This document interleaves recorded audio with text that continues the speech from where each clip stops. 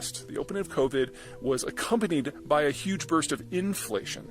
People were trying to consume again to get back to some version of their normal lives. And over the last 2 to 3 years, their consumption patterns had changed. Instead of buying cars or homes, they were buying computers and phones in order to adapt to their new reality.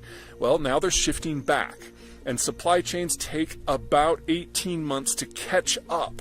Now, in the United States, it has been 18 months now since the last state to reopen, California, did so. And so we're seeing inflation incrementally drop as it has been for the last year. This is broadly what you should expect. In China, things are going the opposite direction. The consumption boom never happened, so supply chains never had to adjust. What has happened is people are less confident in their future, so they're consuming less, and we're seeing mounting trade wars out of Europe, Japan, the United States, and increasingly secondary states like the Koreans are joining in. And that means the Chinese have fewer places to send stuff to. So what's happening is product that was normally produced for export from China is now being locked up within the Chinese system at the same time that the population is purchasing less. You have an oversupply of goods and an under demand both at home and abroad. With all those extra goods, prices go down and you get deflation. Now, short bursts of deflation are no big deal, so I don't want to overstate what's happening here. It's only 1 month of data at present. But this is what you would expect when you're at the beginning of a deflationary spiral that's caused by a fundamental mismatch between supply and demand, which is where we are going with deglobalization and the Chinese demographic trends, which are now well past the point of no return. The last country to face a major deflation burst was Japan. It started in the late 1990s, lasted for 20-25 years. You could argue that it might be over now because of their COVID reassertion of demand. That might be over-optimistic. But the issue is once those prices start to drop because of that mismatch between supply and demand, it's devilishly hard to adjust because normally you would do one of two things. Number one, you could reduce supply, but that means closing productive capacity, which means people lose their jobs, which means they spend less, which means that mismatch persists. Or you can increase demand, usually with government stimulus. This might not work in China, and not just because of the huge demographic bomb that's going off.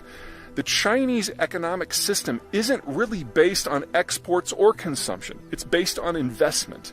The idea that the state fosters mass borrowing in order to build industrial plant infrastructure and the rest. That, based on whose numbers you're using, is somewhere between 40 and 70% of the entirety of the Chinese economy and has generated the vast majority of economic growth going back 40 years. Well, you can only do that for so long. Eventually, you don't need any more bridges or any more factories, and I would argue the Chinese reached that point before COVID. And so again, there's been this 3-4 year lag between reality and the data finally manifesting. The point is, more spending probably isn't going to help. The marginal outcome, the amount of growth they get for every yuan spent, has been dropping steadily for 40 years, and now it's far less than 1-to-1. So it really doesn't matter how much more fuel and how much cheap capital the Chinese pump into the system, it's never going to generate more economic activity than what it cost to put it in the first place. This is what happened in Japan in the late 1990s and the early 2000s. They had reached the point where their economic model couldn't run any longer. They were getting basically negative income on their investments, and they had then 20 to 25 years of deflation. The advantage that the Japanese had going into this is they already had a global supply chain. They already had global allies. They had an option for offshoring some of their manufacturing incrementally. They had strong demand out of the United States. They had a good political relationship with the United States. And most of all, they were already rich. The average Chinese citizen today, in inflation index terms, compared to the average Japanese citizen in the year 2000, has an income that's something like a quarter or a fifth what it is in China. They're getting old, and they're getting into a permanent recession and a deflationary spiral long before they got rich. And this can end in any number of horrible ways. So again, 1 month of data. I do not want to overplay this, but I've been watching for something like this for several years now. And in the post-COVID environment, we're seeing the data belatedly match up with where demographics and geopolitical trends suggest that it should have been years ago. If this proves to be the actual story as opposed to a blip in the data, you're going to see this get significantly worse in a relatively short period of time because we have years of compressed damage that is now bursting out all at once. And because the political system in China is basically down to one-man cult of personality, the capacity of the Chinese state to come up with a creative solution is almost zero.